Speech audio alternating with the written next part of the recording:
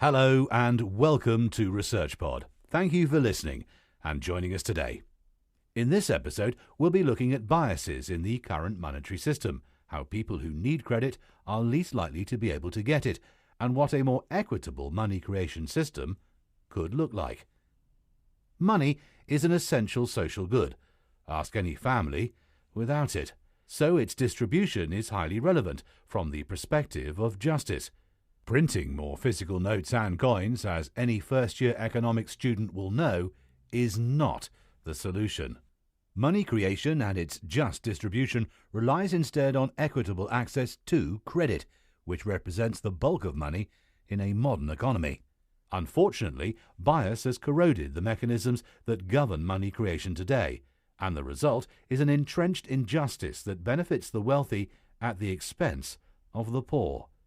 This should worry anyone, but it's of particular concern to Peter Deitch, a philosophy professor at the University of Victoria, British Columbia, Canada. He sums up the current money creation system in the words of the singer and poet Leonard Cohen. Everybody knows the fight was fixed, the poor stay poor, the rich get rich. Deitch says it's time to re-evaluate the system and consider alternatives. He starts from the observation that money confers freedom, but the system that creates money has unintended and undesired consequences. The way credit is allocated leads to some people enjoying less freedom than others through no fault of their own. It's neither ethical nor meritocratic, and is prejudiced against those without collateral. It is also unstable. Let's take a step back and look at how money works. The money powering the global economy is essentially an IOU system. In its most basic form, cash, it is a promise from a central bank to pay the bearer the sum displayed on the note. The most common IOUs are commercial bank deposits issued as loans to individuals and non-financial entities, and loans between commercial banks, known as interbank lending. A third form of IOU are central bank reserves. Just as individuals have deposits with commercial banks, these banks have deposits with central banks. This entire system relies on certified trust. Here's a simple example. A bank will issue an individual a mortgage or a loan to invest in, say, a business if the applicant shows they can service the loan or have collateral that the bank could secure should things go south. The creditor's capacity to contribute to a broader societal good is not a viable measurement of their worth to the lender. Meritocratic reasoning doesn't come into it. Interbank lending follows the same rules. Credit markets provide commercial banks with leverage to pursue profit. The assets sitting on their balance sheets, government bonds, credit card debt, and student loans are used as collateral to get credit from other banks. They then invest this credit to maximize profits for shareholders and pay bonuses to executive teams. The claim that these benefits will eventually trickle down to the more needy is overshadowed by the looming reality that the newly created money often ends up in asset markets, such as stocks or real estate. It doesn't incentivize commercial banks to issue more loans to those who need them. The result is further bias in the system that benefits the wealthy. Where do central banks fit into this unjust money creation system? Their footprints are in the chaos after the 2008 financial collapse. When commercial banks, especially in the US, saw their assets suddenly become worthless, central banks injected new money onto their balance sheets in the form of central bank reserves. By essentially buying useless assets from commercial banks and other private institutions, thus creating money, a process called quantitative easing. The prime beneficiaries were again financial institutions. They were given a hand up, or more correctly, a hand out, and returned to business. One reason they had access to such credit was because they were considered too big to fail. Contrary to the intention of the central banks in launching quantitative easing, such benefits rarely trickled down, and the bias remained. Deitch does point to one positive from the 2008 financial crisis. The fallout and the monetary policy response reignited interest in the normative dimensions of money and its creation. To begin to fix the bias, we need a clearer idea of what justice in a monetary system looks like. If, as Deach claims, bias is ingrained in the system, we need a normative benchmark against which we can evaluate biases. This would guide us towards a more equitable framework of credit distribution.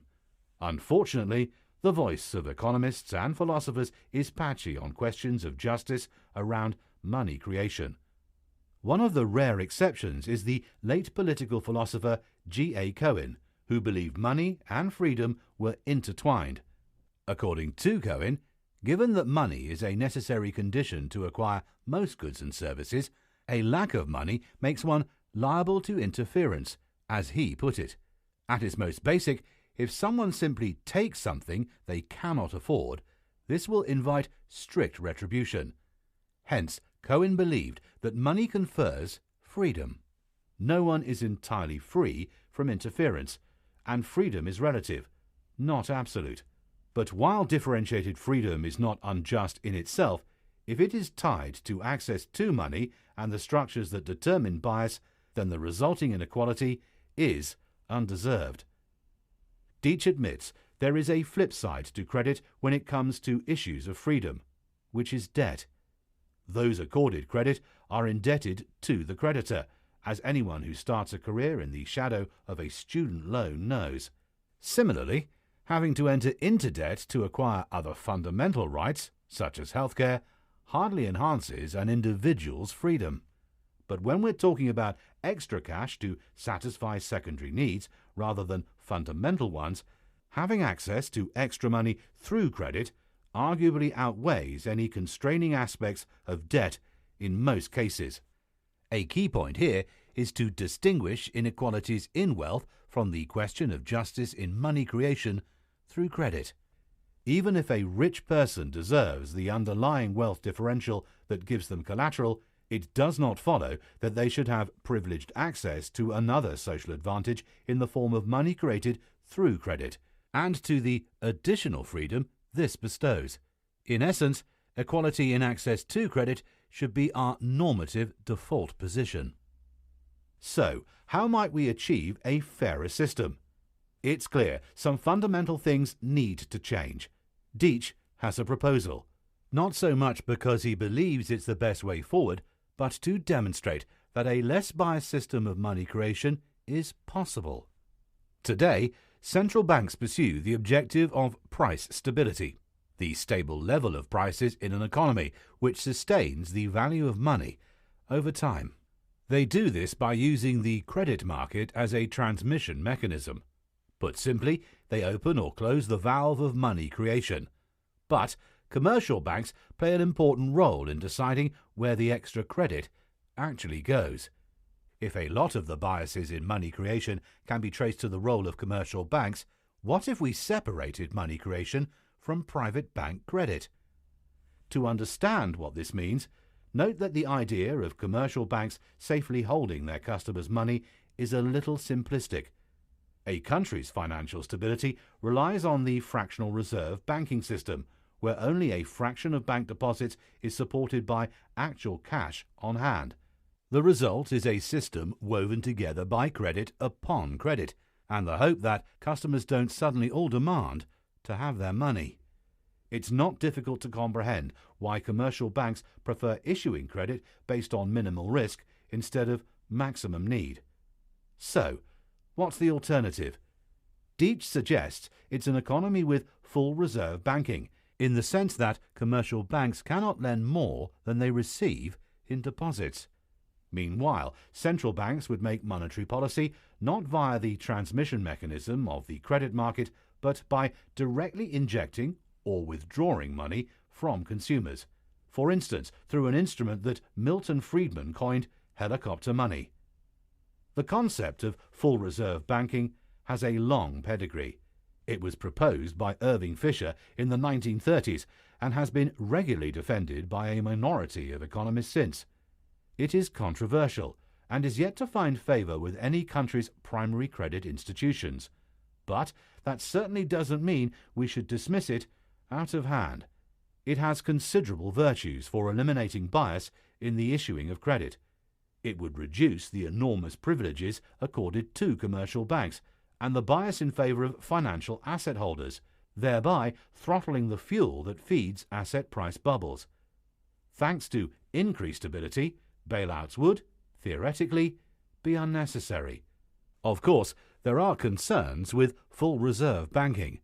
Increased interest rates are a likely outcome, and while this might squeeze the level of relative freedom between rich and poor, the system might also become more risk-averse, potentially reducing overall growth.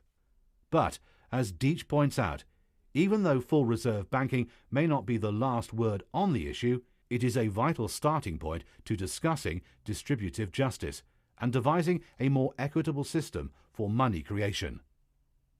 That's all for this episode. Thanks for listening, and stay subscribed to ResearchPod for more of the latest science. See you again soon.